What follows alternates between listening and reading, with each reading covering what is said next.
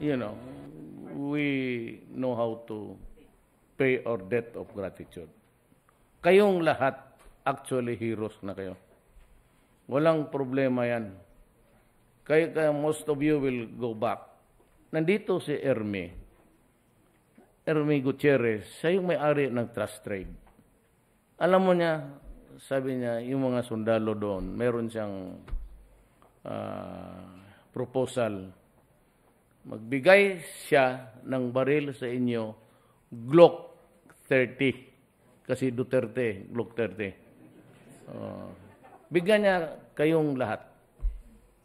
Libre. Isang matino na tao.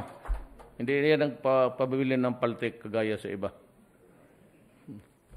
Baka magalit yung huwag niyo sabihin na sa Danau lang yan.